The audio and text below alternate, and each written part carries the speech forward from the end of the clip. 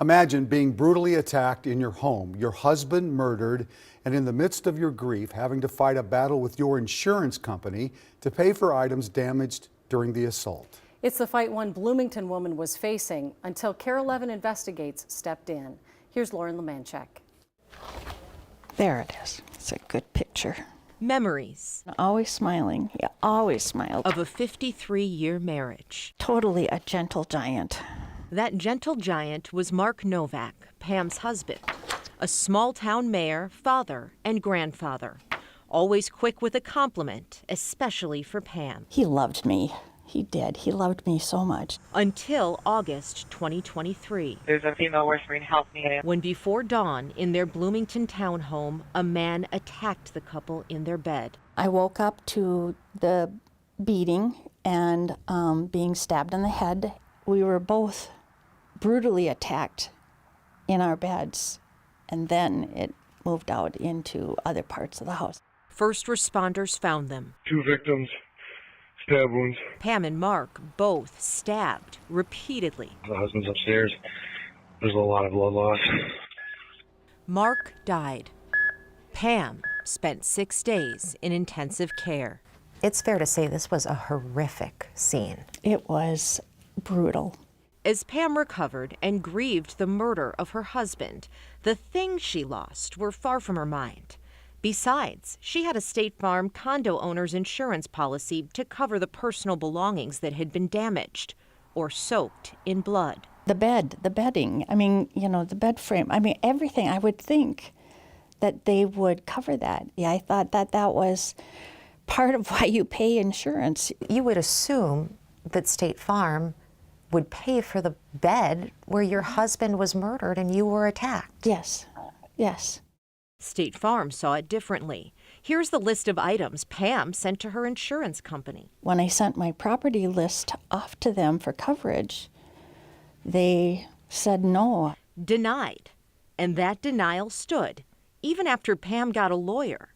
The reason, according to State Farm, personal property damaged by blood is not a named peril. State Farm paid just $190 to cover a broken lamp, scissors, and knife the attacker used to stab her. Pam couldn't help but think, like a good neighbor, State Farm is there. Of that inescapable jingle. Like a good neighbor. You know, what part of like a good neighbor are you for me? And I'm your client. I felt that the claims processing was unfair. We asked former State Commerce Commissioner Mike Rothman, the man in charge of regulating insurance companies for 6 years, to review the case. Personal property damaged by blood is not a named peril. What did you make of that argument? To say that it doesn't apply because of blood was, I thought, just completely inappropriate.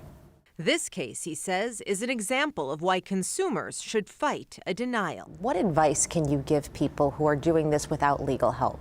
Well, first of all, don't give up. Pick up the phone, call the Department of Commerce. They have consumer teams to help them, a helpline. Did you find that when people fought back, the claim denial was often overturned? It often is overturned. When I was commissioner, we investigated a lot of these kinds of claims. So I think it's important for people just not to give up and to keep fighting. That's what Pam did. I got fight in me. Hey, I'm a survivor. After interviewing Pam, we reached out to State Farm. They declined an interview and said they couldn't discuss her case.